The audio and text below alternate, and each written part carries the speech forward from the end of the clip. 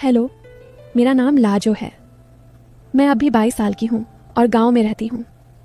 मेरी आंखें काली काली हैं जैसे रात की गहराई और मेरे बाल लंबे लंबे जो कमर तक लहराते हैं। मेरी कम पतली है लेकिन शरीर थोड़ा भरा भरा सा जो चलते वक्त हल्का हल्का हिलता है। मैं अक्सर साड़ी पहनती हूँ जो मेरे बदन को ढकती है लेकिन कभी कभी हवा में उड़कर थोड़ी शरारत कर जाती है। लोग कहते हैं कि मैं देखने में सुंदर हूँ और मेरी मुस्कान में एक अलग ही मिठास है जो दिल को छू जाती है। खैर, आज मैं तुम्हें अपनी एक कहानी सुनाने वाली हूँ जो मेरे और मेरे चचेरे भाई राघव की है। राघव मेरी बुआ का लड़का है और वो मुझसे 2 साल बड़ा है। वो शहर में पढ़ता है लेकिन छुट्टियों में गांव आता है। हमारी कहानी थोड़ी अलग है, कभी हंसी मजाक वाली, कभी गहरी बातों वाली। चलो शुरू से बताती हूँ। ये बात पिछले साल की है जब गर्मियों की छुट्टियां थीं। मैं घर में अकेली थी क्योंकि माँ पापा खेत पर गए थे। मैं रसोई में काम कर रही थी, आटा गूंद रही थी। गर्मी इतनी थी कि पसीना आ रहा था और मेरी चुन्नी थोड़ी सरक गई थी। तभी दरवाजे पर दस्तक हुई। मैंने जाकर देखा तो राघव खड़ा था, बैग कंधे पर लटकाए मुस्कुराता हुआ। लाजो दीदी, कैसी हो? वो बोला और अंदर आ गया। मैंने कहा, अरे राघव, तू कब आया? बैठ, पानी पी। वो सोफे पर बैठ गया और मैं पानी लेकर आई। जैसे ही मैंने गिलास दिया उसके हाथ मेरे हाथ से छू गए। वो थोड़ा रुककर बोला, दीदी तुम्हारी उंगलियां कितनी नरम हैं, जैसे मखमल। मैं हंस दी लेकिन दिल में एक अजीब सी हलचल हुई। मैंने सोचा ये क्या बोल रहा है, लेकिन मैंने मजाक में कहा, हाँ आटा गूंदने से ऐसी हो जाती हैं, तू भी ट्राई करना। वो हंसा और बोला, क्यों नहीं, दिखाओ कैसे गूंदती हो। मैं रसोई में ले गई और हम दोनों आटा गूंदने लगे। उसके हाथ मेरे हाथों के पास थे, कभी छूते कभी नहीं। वो बोला, दीदी ये आटा इतना चिपकता क्यों है, जैसे कोई चिपकना चाहता हो।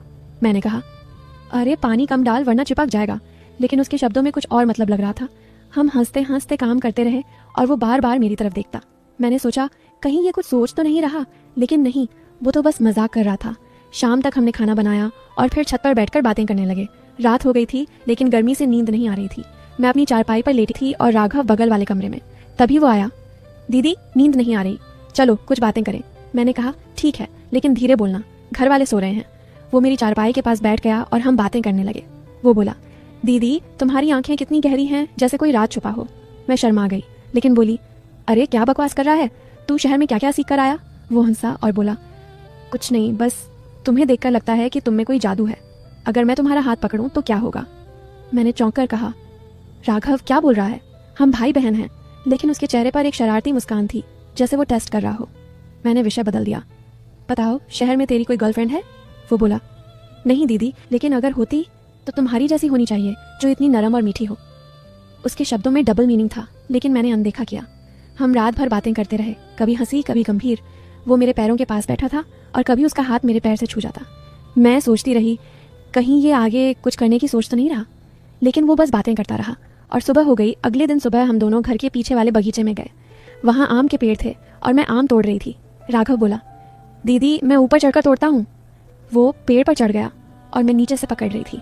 जैसे ही आम गिरता मैं उसे पकड़ती। एक बार वो थोड़ा फिसला और मैंने उसे संभाला। उसके बदन से मेरे बदन का स्पर्श हुआ, लेकिन बस एक पल का। वो बोला, दीदी तुम्हारी पकड़ कितनी मजबूत है, लेकिन नरम भी। मैंने कहा, अरे गिर जाता तो क्या होता, सावधानी से। लेकिन उसके शब्दों में फिर वही बात लग रही थी। हम पूरे दिन बगीचे में रहे, फल तोड़ते, पानी चलाते। वो बार बार मेरी मदद करता, जैसे मेरी कमर को छूकर मुझे संभालता। मैं सोचती ये क्या इशारा है, लेकिन वो कहता, दीदी गिर जाओगी। शाम को हम घर आए और रात फिर वही बातें। इस बार वो बोला, दीदी अगर मैं तुम्हें गले लगा लूं तो क्या होगा, बस भाई बहन वाला हग। मैंने मना किया, नहीं राघव, रात हो गई है, सो जा। लेकिन दिल में सस्पेंस था, कहीं वो सच में कुछ करे तो। लेकिन वो हंसकर चला गया। ऐसे ही दिन बीतते गए। एक दिन हम घर के पुराने कमरे में सफाई कर रहे थे। वहाँ पुरानी किताबें थीं और धूल भरी थी। मैं झाड़ू लगा रही थी और राघव किताबें साफ कर रहा था। धूल से मैं खांसने लगी और वो मेरी पीठ पर हाथ फेरकर बोला, दीदी आराम से, मैं साफ करता हूँ। उसका हाथ मेरी पीठ पर था और थोड़ा नीचे सरक गया। मैंने झट से हटाया। राघव क्या कर रहा है। वो बोला, सॉरी दीदी, बस धूल झाड़ रहा था, लेकिन तुम्हारी पीठ कितनी चिकनी है। मैंने गुस्से से देखा, लेकिन वो मजाक में बोला, अरे जैसे सिल्क। हम हंस पड़े, लेकिन मेरे मन में विचार आया, ये लड़का क्या सोच रहा है। हम सफाई करते रहे और वो बार बार मेरे पास आता। एक किताब में पुरानी फोटो मिली, हमारी बचपन की। वो बोला, देखो दीदी कितने क्यूट थे हम, अब तो तुम और भी खूबसूरत हो गई हो। अगर मैं कहूँ कि तुम्हें किस करूँ तो। मैंने चौंक कर कहा, राघव बंद कर ये बातें। लेकिन वो हंसा, मजाक कर रहा हूँ दीदी, लेकिन सोचो अगर होता तो कैसा लगता। मैंने विषय बदल दिया और हम फोटो देखते रहे। रात को फिर बातें, लेकिन इस बार मैंने दूरी बनाई। फिर एक शाम हम घर के आंगन में बैठे थे। मैं सिलाई कर रही थी और राघव किताब पढ़ रहा था। अचानक वो बोला, दीदी तुम्हारी उंगलियां कितनी तेज चलती हैं, जैसे कोई जादू। अगर मैं तुम्हारी उंगलियां पकड़ूं तो क्या होगा? मैंने कहा, कुछ नहीं, लेकिन क्यों? वो बोला, बस महसूस करना चाहता हूँ।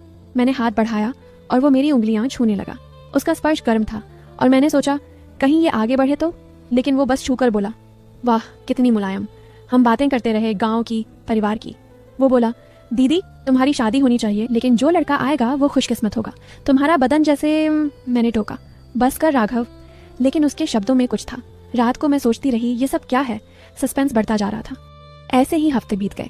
एक दिन हम घर के छत पर सूरज ढलते देख रहे थे। वो मेरे कंधे पर हाथ रखकर बोला, दीदी तुम्हारी खुशबू कितनी अच्छी है, जैसे फूल। अगर मैं तुम्हारे करीब आऊं तो? मैंने कहा, राघव दूर रह, लेकिन बताओ पढ़ाई कैसी चल रही? वो बोला, अच्छी, लेकिन तुम्हारे बिना अधूरी लगती है। तुम्हारी गोद में सर रखकर सोना चाहता हूँ। मैं हंसती, पागल है तू। लेकिन दिल में डर था, कहीं सच में करे तो। लेकिन वो बस बातें करता रहा। हम रोज ऐसे ही मिलते, बातें करते, लेकिन कभी कुछ नहीं हुआ। वो डबल मीनिंग वाली बातें करता, मैं हंसती या टोकती। फिर एक दिन कुछ अलग हुआ। हम घर के स्टोर रूम में पुराना सामान देख रहे थे। वहाँ अंधेरा था और मैंने टॉर्च जलाई। राघव बोला, दीदी यहाँ अंधेरा है, लेकिन तुम्हारी आंखें चमकती हैं। अगर मैं तुम्हें पकड़ लूँ तो क्या होगा? मैंने कहा, कुछ नहीं, लेकिन सावधान रहे। करीब आया और उसका हाथ मेरी कमर पर रखा। मैं चौंकी। राघव, वो बोला, सॉरी बस संभाल रहा था, लेकिन तुम्हारी कमर कितनी पतली है। मैंने धक्का दिया, लेकिन वो हंसा। हम सामान निकालते रहे और वो बार बार छूने की कोशिश करता लगता, लेकिन मैंने दूरी रखी। रात को मैंने सोचा ये कहाँ तक जाएगा, लेकिन अगले दिन वो बदल गया। वो बोला, दीदी सॉरी अगर मैंने कुछ गलत कहा। मैं बस तुम्हें पसंद करता हूँ, लेकिन भाई की तरह। धीरे धीरे हमारी बातें गहरी होने लगी। वो अपनी पढ़ाई की बातें बताता, मैं अपनी सपनों की। एक दिन हम नदी किनारे गए, लेकिन बस बैठकर बातें की। वो बोला, दीदी तुम मेरी जिंदगी में रोशनी हो। मैंने कहा, तू भी मेरे लिए। लेकिन अब वो बातें कम हो गई थी। हम एक दूसरे की मदद करने लगे। वो मुझे पढ़ाता, मैं उसे गाँव की बातें सिखाती। फिर ट्विस्ट आया। एक दिन राघव बोला, दीदी मैं तुम्हें कुछ बताना चाहता हूँ। मैं शहर में एक लड़की से प्यार करता हूँ, लेकिन डरता हूँ बताने से। मैं चौंकी, क्या? तो ये सब क्या था? वो बोला, सब मजाक था दीदी, ताकि तुम मुझे सलाह दो। मैं तुम्हें बहन मानता हूँ, लेकिन थोड़ा शरारती हूँ। मैं हंस पड़ी, पागल, चल बताओ उस लड़की के बारे में। हमने प्लान बनाया और वो उससे बात करने लगा। अंत में हमारी कहानी एक गहरी दोस्ती की हो गई। राघव की शादी उसी लड़की से हुई और मैं खुश थी।